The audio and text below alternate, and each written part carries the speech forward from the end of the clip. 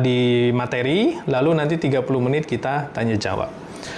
Baik, saya akan langsung ya. Yang pertama, Bapak Ibu harus tahu bahwasannya inilah profil dari Dinar Khairul Razikin. Saya bacakan ya.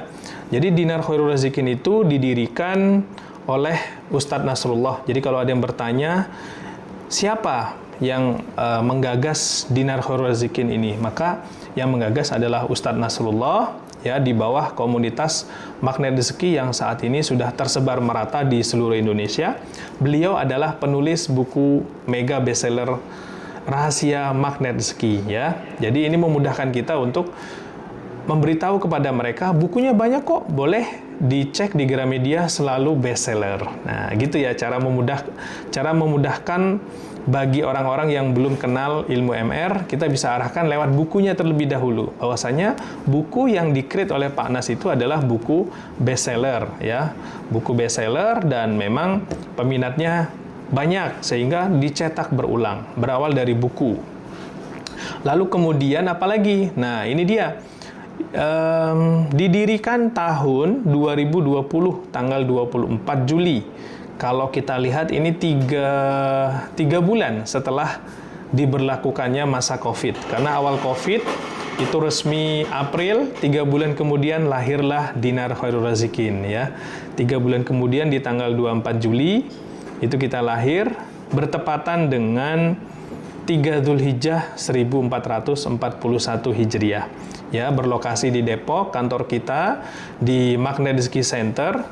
Kemudian sudah berbadan hukum. Jadi kalau ada yang tanya, ini benderanya apa? Dan kita sudah di bawah naungan hukum. Artinya secara izin di Indonesia kita sudah berizin.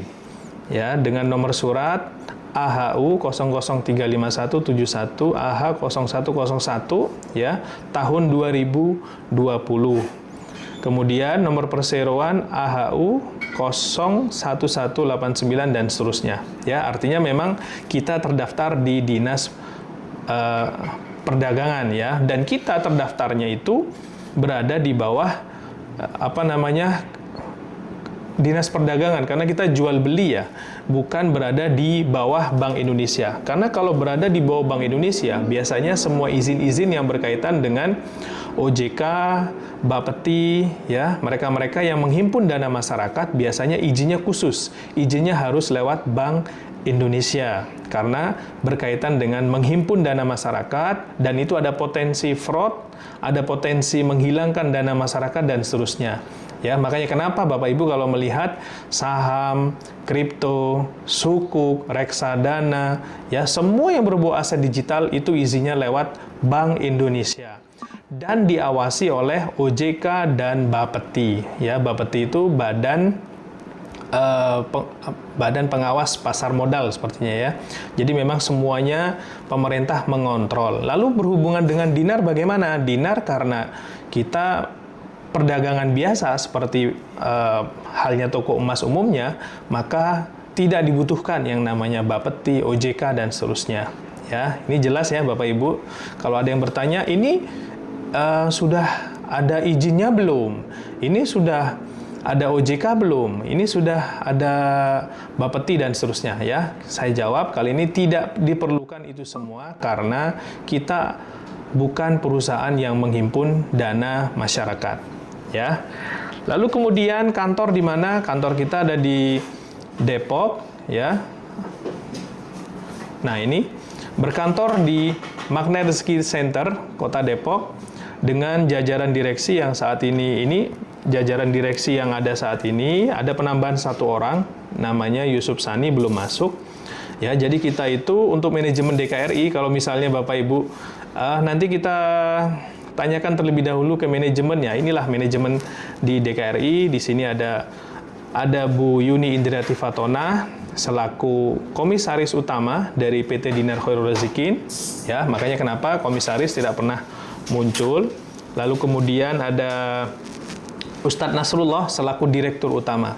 Ya, direktur utama, beliau juga selaku founder dari Magnet Rezeki. Lalu kemudian ada Ustadz Abus Al-Halimi, beliau sebagai direktur operasional. Jadi semua yang berkaitan dengan operasional Dinar itu beliau sebagai direktur. Lalu kemudian ada Bu Eti, ya, Bu Eti Nurhayati, beliau selaku direktur keuangan yang membackup semua untuk transaksi harian ya. Jadi Bapak Ibu kalau jual beli di web dan lain sebagainya itu semua di bawah kendali Bu Eti. Lalu kemudian ada Pak Riko di belakang ya, berdiri dari kiri ke kanan, di bagian belakang ada Pak Riko. Pak Riko sebagai manajer IT. Jadi Bapak Ibu yang ada persoalan terkait dengan cara order di web, persoalan sistem lupa password, semua nanti dibantu oleh Pak Riko. Lalu kemudian ada sebelah kanannya Pak Riko, itu ada Denny Dahlan. Beliau saat ini membantu di Dinar sebagai manajer HRD. Nah, baru kemudian ada saya kebetulan diamanahkan untuk di bagian marketing, ya, marketing dan juga multimedia, artinya semua yang berkaitan dengan konten-konten untuk membantu Bapak Ibu berpromosi itu semua di bawah marketing. Karena di bawah marketing itu